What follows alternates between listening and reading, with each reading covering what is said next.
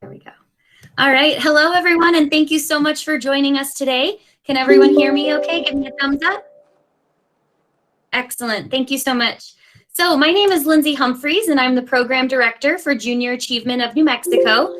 Today, you are joining our virtual career speaker series, and this week is a special week because we are working with New Mexico Science Fiesta, and they will be joining us on this call. So welcome if you're coming from New Mexico Science Fiesta. This event is called the Career Speaker Series, and this is a program that is open to junior achievement students across New Mexico, and we highlight business professionals, entrepreneurs, and innovative thinkers from a variety of industries. Each featured speaker will share details about their education, their job, and their career journey. Before we get started, a few virtual meeting reminders. Like I said, this is recorded and it will be posted on our YouTube channel for anyone who is unable to attend the session today. That will be available in the next couple of days. And for our records, if everyone could take a minute and please type your first and last name into the chat box, that'll help us keep track of who is on the call. And if you are an educator or a parent and you have students on the call with you, if you could just give us a number of students that are on there with you, that tells us how many people we are impacting. During the speaker's presentation, please make sure that your mics are muted. And if you have questions during the presentation, please just jot them down in the chat box or write them down on a paper next to you, and we'll address those during the Q&A portion of the event. Today, we are so excited to welcome Tina Hernandez, the R&D Manager for International's Nuclear Safeguards and Engagements for Sandia National Labs. Tina, the floor is yours. Hi, welcome everyone. I'm looking forward to speaking to you all about my career journey and my academic background, which is probably very different than what you've maybe heard from other people in the past. I'm going to have you bring up the presentation, Lindsay. Thank you. And this is a really famous quote from Dr. Seuss, but it really resonates with me because I think as you learn more, as you grow more, you'll just realize all the places you'll go and how that will help facilitate all the countries, places that you'll be able to visit, even physically or virtually nowadays, right? So next slide. So first I wanted to just talk about, as you all know, Sandia National Labs, we're a research and development laboratory, but we also have tons of engineers who work there. And here's the formal, definition of an engineer: a person who designs, builds, and maintains engines, machines. But that's really just like a very cookie cutter. What I really think an engineer is we're problem solvers, and we solve problems in every discipline. So those are all the different types of engineers and different types of majors you can go into as an engineer.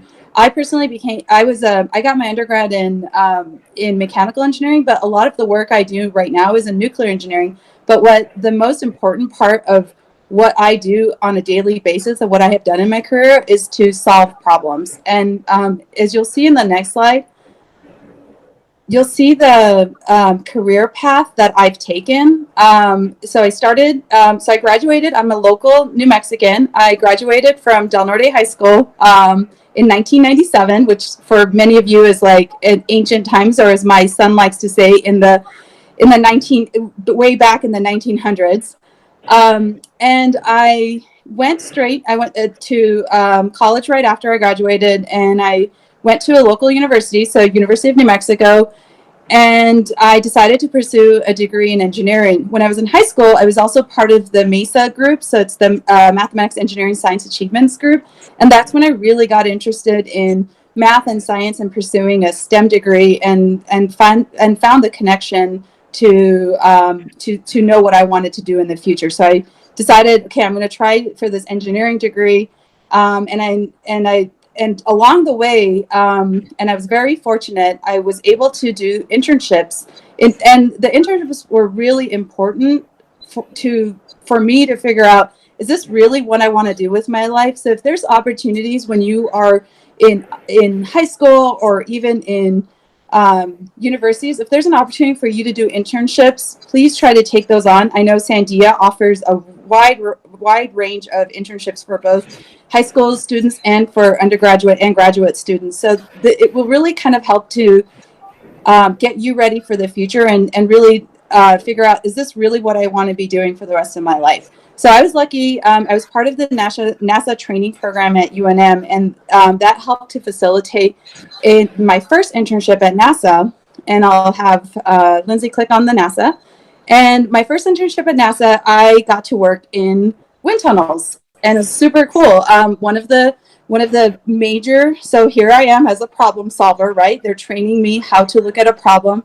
One of the issues that occurs when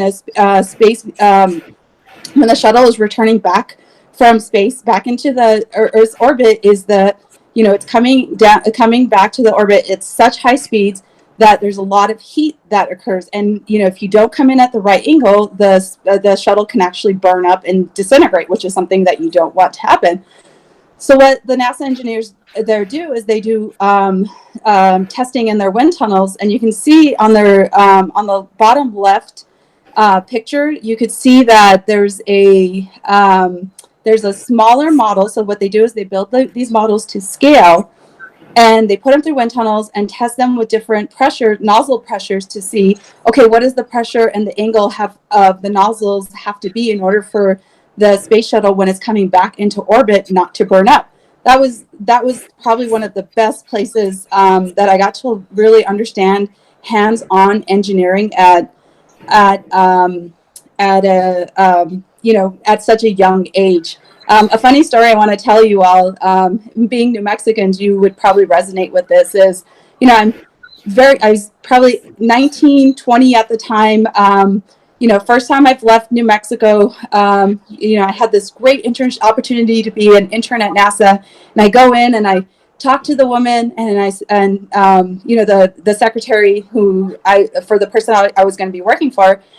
And it's like, she's like, oh, where are you from? And I was like, oh, I'm from the University of New Mexico. And she's like, wow, oh my God, your English is so great considering you're from Mexico. So I think a lot of you all can resonate with that, being, at least somewhat native New Mexicans or from New Mexico, that, some of those funny New Mexican stories that we want to tell. And I just remember that, thinking at NASA that everybody was going to be brilliant, everybody's going to know, but they still had that New Mexican joke. So I'm going to have you go back, Lindsay, to the career path.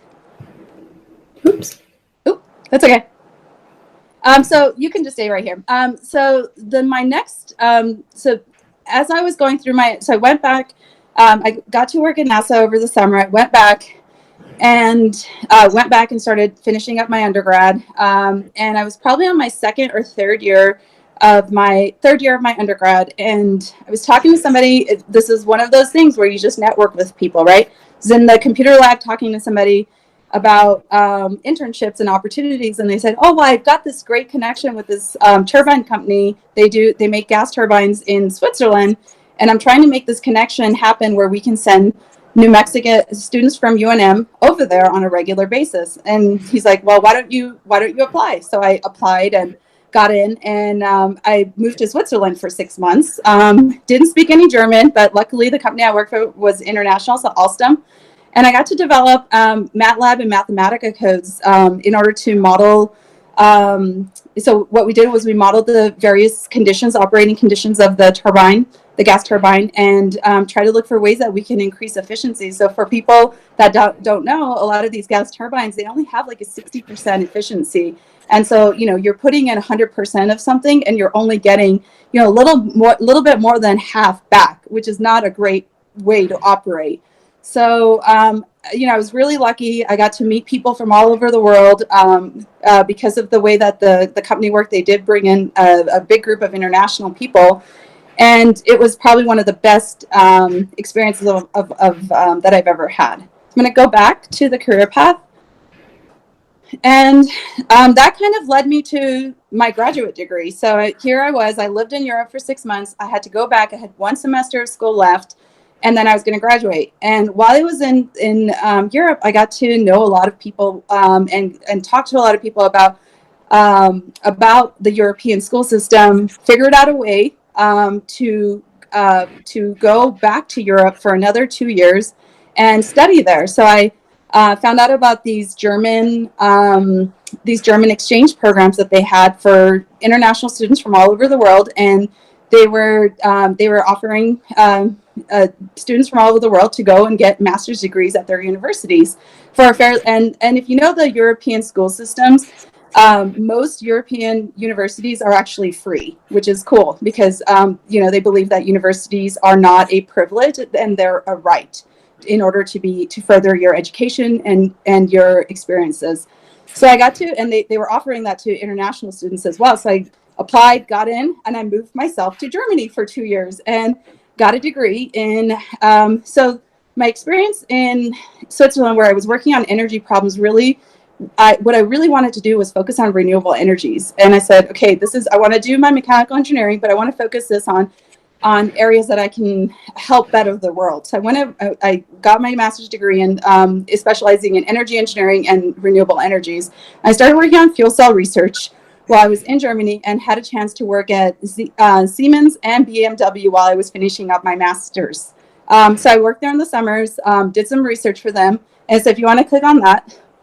And that was my first experience in working both international. Well, that was my first experience working in the auto industry and also working on tackling renewable energy problems. So I was working on basic R&D into material optimization for different types of fuel cells. So fuel cells are basically converting chemical energy into electric energy, and it's another way that we're trying. All the engineers, scientists are trying to figure out a new way that we can get away from our fossil fuel addiction and look for alternative energies that are better for the planet. And so I did that for about a couple of years, and then I decided to come back to the U.S. So if you go back to my career path again, Lindsay. I got an offer to go work in Detroit, Michigan, and go work at Ford. One of the reasons I decided to take this offer was because this was going to allow me the opportunity to really understand systems engineering principles. So, I had done a lot of basic R&D, optimization, looking at like the very atomic levels, but really like what I wanted to understand is learn how to do like, what is the big picture when you develop a car? So for the first 2 years, what they had us do, I was in this Ford graduate program, college graduate program, and you basically do like different rotations to understand the entire life cycle of how to bring a vehicle from design, development, all the way to manufacturing. They actually even had us working on the manufacturing plant for a couple of weeks so that we can, so as we're designing different parts and different parts of the vehicle, you're not just designing them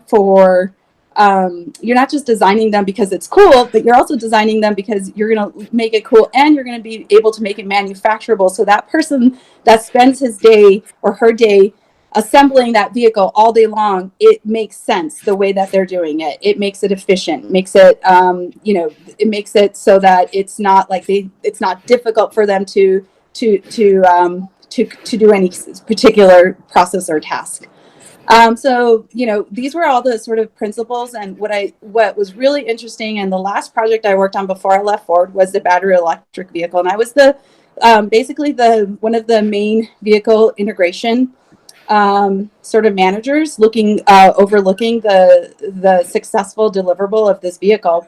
And what we did was we wanted to bring something that Ford had as a proof of concept and bring it into reality. So what we did, so the proof of concept was there were Focus vehicles that were made in Europe, and that was the plan to basically bring the European Focus to the U.S. So we had to go work with our European counterparts and have them strip out every single part of this Focus on the inside that would make it in a normal running gas-powered vehicle, and bring that vehicle back to Michigan, where we would have our technicians basically make smaller prototypes of that same using only the battery electric lithium ion components. This was really a big challenge because not only were we working with various countries, different types of vehicles, but we also had to do something we'd never done before. So that we were running into problems all over the place, like, with our trying to figure out, well, normally the engine sits here, but we need to we need to figure out a way to get this battery to sit here. But it also has to meet a lot of the requirements, right? So a lot of safety requirements. So you can't have a vehicle crash right into a battery. That would cause a giant explosion. So how can you put it in a place where it's safe? And looking at, okay, so, and then if you want to put shielding in, that's going to require extra material. Well, when you put extra material on a vehicle, basically you're going to reduce your gas mileage, or in this case, your vehicle, your electric driving range. And so that really helps to understand like trade-offs and, really listening to the customer. Does the customer, is it better for the vehicle to be safe, but can we use this other material that's lighter, but it still achieves the safety and we increase our fuel economy? So those kinds of things, are really interesting. And if you look at stuff that you use every day, some engineer thought about, they had to make trade-offs in order for that product to satisfy what you want at the end of the day. I'm going to go back to the next one. So then that brings me to, so I worked there for almost 7 years. And at this time, my husband and I had small children, and we wanted to come back home and be close to our family. So I decided to apply about 10 years ago, I can't believe it, for a job at Sandia National Laboratories. And I ended up working in the nuclear deterrence mission. So if you want to click on that, Lindsay. So everybody always asks me, they're like, wait, how did you go from a car to a nuclear weapon? And how does that like fall into the whole like bigger picture of what you believe in, right? And so surprisingly enough, making a car is not really that different from making a nuclear weapon. You use the same exact systems engineering principles to achieve both. So since I had such a strong background in engineering and being able to solve problems, working with designers, being a designer, to develop something and then take it to manufacturing to the end goal, for me, it was almost like a zero change from going from one industry to another. I was working on something different, and obviously something that had a lot more rigor into it. And something one big difference is you use your car every day, all the time. You don't want to use the nuclear weapon. So that, and there's a lot of safety and reliability issues that come with this.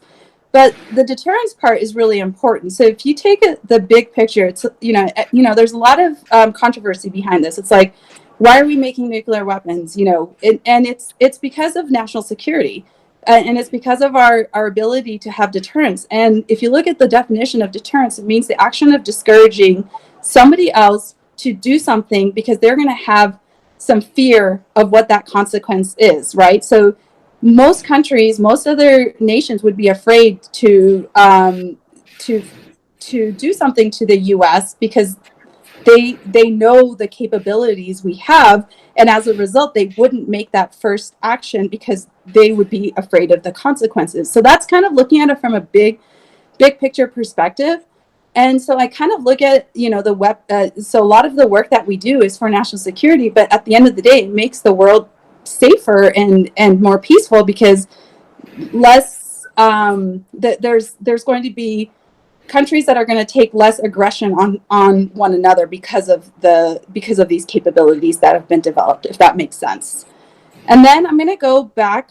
So I did that for almost 5 years, and I was kind of ready for a change, and I started to look at other parts of Sandia.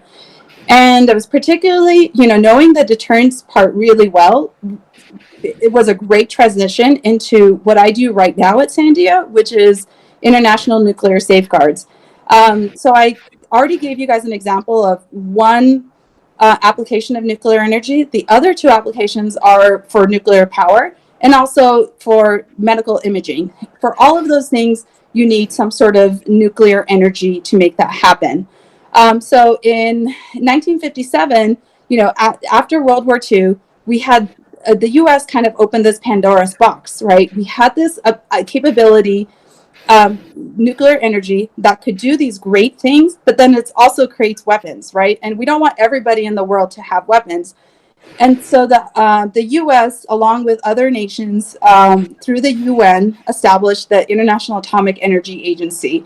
And their mission is to detect the diversion of nuclear materials for non-peaceful purposes. So they have these inspectors, the guys in the yellow suits, who go to different nuclear facilities all over the world, and they're trying to make sure that people aren't, that these countries, these states are not diverting the material.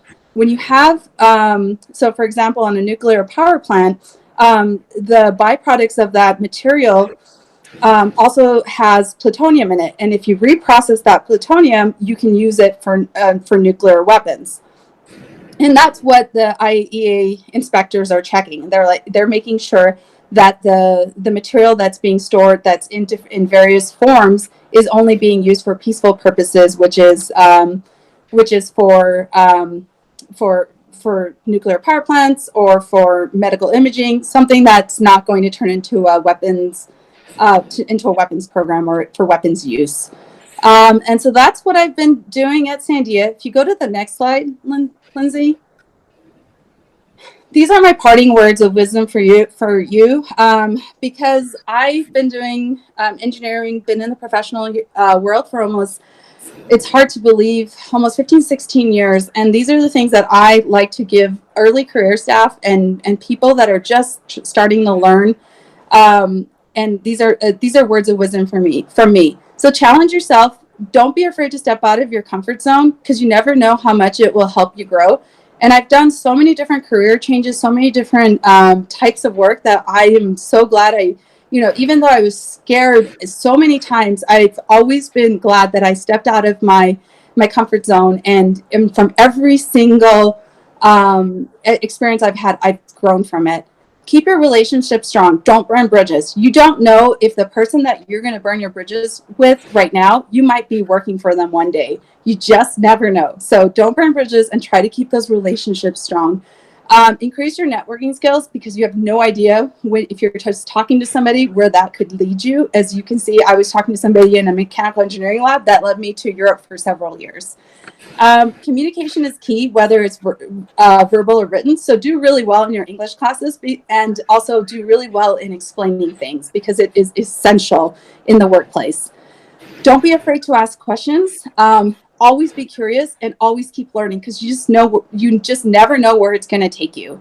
And it's just important to always ask the question why, because a lot of times we stop asking why and we just do, and that's not advantageous for anybody. And then the last thing is, don't be afraid to make mistakes. It's okay to make mistakes. That's how we learn. And, I look at the word fail in a totally different way. I see it as, it basically stands for first attempt in learning. With that, I'm going to conclude my presentation. So you can just go to the next slide, Lindsay. And I'm ready for questions. And I apologize, I did go a little bit over. No, you're totally fine. That was fantastic. So this is the time when we are going to open it up to Q&A. And I'm just going to, we did have a couple students who submitted questions in their registration form. So I'll start that off right now. So the first question we have is, how long have you worked in this career, and do you enjoy this career? Yes. So I'm going to just go back to my career in the last 5 years, which has been managing the International Nuclear Safeguards Group. And I would say, yes, I interact with people from all over the world on a daily basis. Before the pandemic, I used to travel quite a bit. So just basically gaining insight into where people are having problems in their field, and really supporting them. So the mission of my group is to support these inspectors of various countries in order for them to be successful in meeting their safeguards obligations. And every day is different, and every day is interesting. So yes. Perfect. Thank you. We have a question in the chat box from Claudia.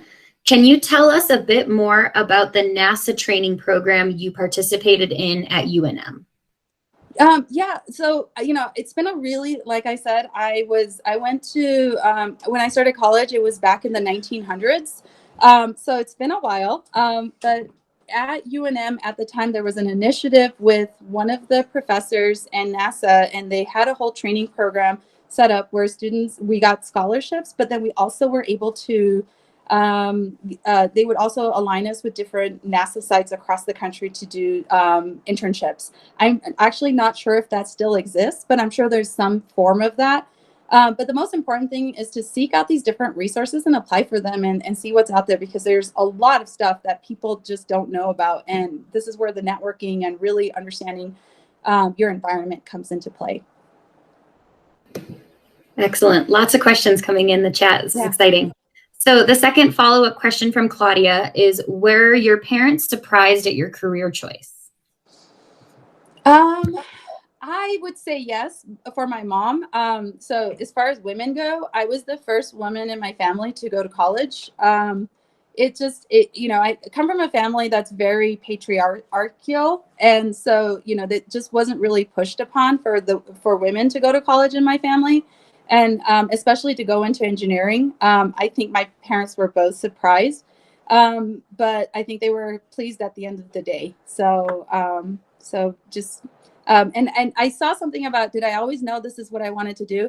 No, this is not what I thought I wanted. I had no idea I wanted to be an engineer, but this is where getting into different clubs, getting into different, if there's something that interests you, I just had a friend who was like, hey, I'm going to this MESA meeting at lunch. Do you want to come with me? We do kind of really cool science experiments. And I was like, yeah, okay. So that's how I ended up at MESA. So it wasn't like I was like seeking it out. It was one of those chance things. But this is where I say, take people up on these opportunities and don't say no, because you just never know if it's going to be something that will change your life and your career for the better. That's excellent. Rhonda, our speaker yesterday, was talking about that MESA program. So 2 days in a row, that was really cool to hear that program. Second question in the chat box is from Patricia. If students get the opportunity to participate in a travel abroad program, and are apprehensive about it, what would you say to them? I would ask them why they're apprehensive. So what is it about the opportunity that makes them apprehensive? And I would probably address that on a case-by-case basis, because I think there's a lot of, as Americans, we don't travel very much, and we don't get exposed to a lot of different cultures. And it's, you go to Europe, you go to other countries, and it's completely normal for people to speak 2, 3, 4 languages. And here, I think it's like amazing if somebody speaks more than one language. I think it's trying to understand what the apprehension's about, and really trying to, for me, I would just try to tell them all the positive things I experienced from my experience, from what from my travels, and how that's enriched me. I started to speak fluent German by the time I was done, and I still speak it. And I think it totally confuses people, and especially other Germans. If I hear them speaking and then I'll speak to them, and they're like, whoa, you don't look like someone who can speak German, and why are you speaking German? So, language gives people insight into the culture. There's no better way to learn a culture better than learning the language, and the relationships that you develop that last a lifetime. So when I go back on travel for work or for personal reasons, I visit all of my friends in Germany still, and they're always welcoming, and that language part just really helps to just strengthen those bonds. So so I hope that answered the question, but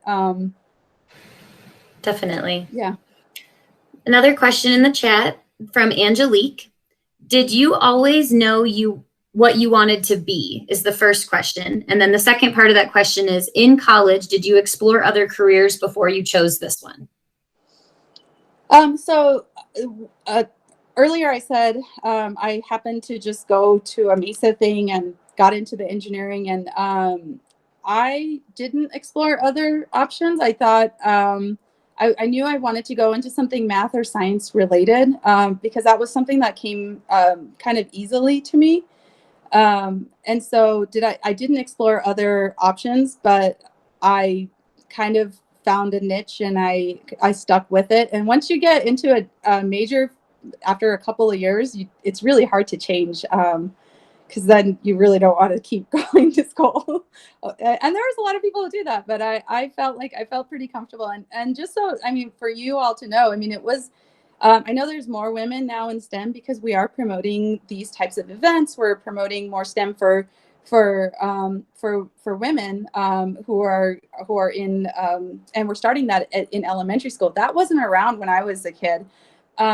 And so when I graduated from my undergrad, there was only one other woman, and it was a class of about 40 some graduates in that for mechanical engineering. So you can just imagine how overwhelming sometimes that feels to have that weight on you, and then what the expectations are.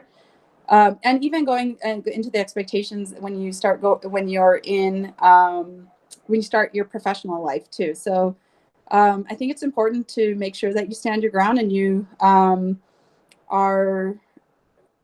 stay professional in every way. So, and don't let it hinder you, and don't let it intimidate you. Because I know a lot of women who dropped out because they were intimidated by it's hard when you're the minority in a group like that. But you really have to be strong and stay your ground, and don't be intimidated, and know that you have something to offer, and you bring a different perspective.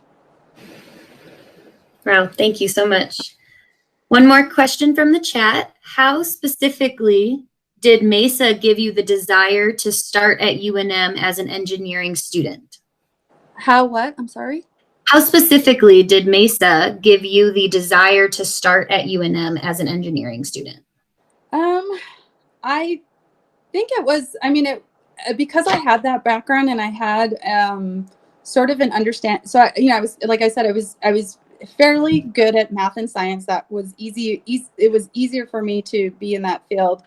I think MESA just helped to, like I said in my presentation earlier, when you join different clubs and groups, and you are around people who are like-minded and that are positive. And I was lucky because the advisor at MESA was fantastic at Del Norte at the time, and he really pushed me to say to look at these different options as I went into college, and for me it was like my parents weren't the type that were kind of pushing me to go to college, for example. They weren't saying, okay, well, these are your ACTs. This is how you do it. Here, we're going to look at different applications. So a lot of that was left up to me and, the counselors in my high school, and then the MESA advisor. So I would say it had a lot to do with it, because I was for a lot of this, I was on my own because I didn't have the familiar support.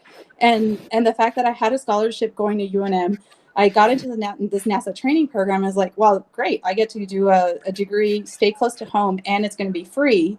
Like, why would I pass that up? So I think there were a lot of, it's like engineering. You have all these different things you have to consider, different attributes, and you have to figure out, what makes the most sense for you, and where are the pros and the cons, and where are you willing to give and take, right? Do I want to go somewhere out of state and be in debt? Or can I stay somewhere local and then maybe go somewhere else for grad school? So MESA had a lot to do with it. And I would just say, talking to counselors and then looking at what was available to me at the time. Excellent. There's one more question in the chat, and then that might be one of our last questions unless someone would like to unmute. The last question we have is, did you face a lot of adversity being a woman in this field? I would say in some cases, yes. In some cases, no. I've been really lucky. So this is what I tell people, and they're always surprised about this. The last 7 managers I've had have all been women, which is like crazy. So, as far as professionally goes, I've been very lucky to have other women who are just amazing at what they do, and they're managers. So I would say yes and no. So I've been lucky in the support that I've had professionally. Have I had adversity that's come up from random people? Yes. So one example I can give is I was on this committee where we were recommending who the next higher level promotions at Sandia would be. And, it was me and another gentleman, and we walked in and we were talking to this person about, getting some more information. And as soon as I walked in, and I was a few minutes late, as soon as I walked in, the guy's like, "Oh, you must be from HR." And I was like, wow. And this just happened like maybe a couple months ago. And I mean, there's nothing wrong with that profession, and I think it's great. But for him to just directly assume that, you know, and I asked myself, would he have said that if it was the gentleman walking in, right? I highly doubt it, but that's just my personal opinion. So those types of things and assumptions come up all the time, where people just underestimate you and your skills and your technical contributions because they just can't see that a woman would be able to contribute technically. Does that help with the question? Absolutely. Thank But you you so know, much. but I do want to follow up on that really quick. So pissed me off so much that I ended up so you know, I corrected him. It was very polite. But then when he was talking, I made sure I asked very difficult technical questions to follow up on what he was talking about, just so I could, you know, and that's where you say, like, you don't have to be on the offense and you don't have to get triggered and you don't have to yell at him because he, you know, he made this assumption, but like you can still stand your own ground on your own 2 feet and get the message across. And that's how I decided to get the message across to him, was how can I challenge him now technically and make sure I was going to be, basically prove him wrong. R&D stands for research and development. Excellent. Thank you so much. This was so fantastic, and you were so honest. And so thank you so much, Tina, for your time. And we want to be respectful of everyone's time. So we're just going to wrap up really quickly. So Trish, if you would like to share your screen, go ahead. And while we're sharing that screen, so just for everyone's information, if you're on this call and you're a student, you have the opportunity to be entered into a drawing for a gift card. You'll share your feedback on this presentation, and that helps us keep track of how we can improve this program. So we'll send that email to you after this event. And so if you complete the survey by Friday or by Monday, then you'll be entered into the drawing, and you could potentially win a Dion's gift card. So, and then the last point we want to make is that next week we have Marcia Majors, the CEO of US Eagle Credit Union. So make sure you join us next week on Wednesday at 1 o'clock. Thank you, Tina. Your presentation was so honest and so inspiring. Thank you for your time, and we'll see you all next week. Thank you. Bye.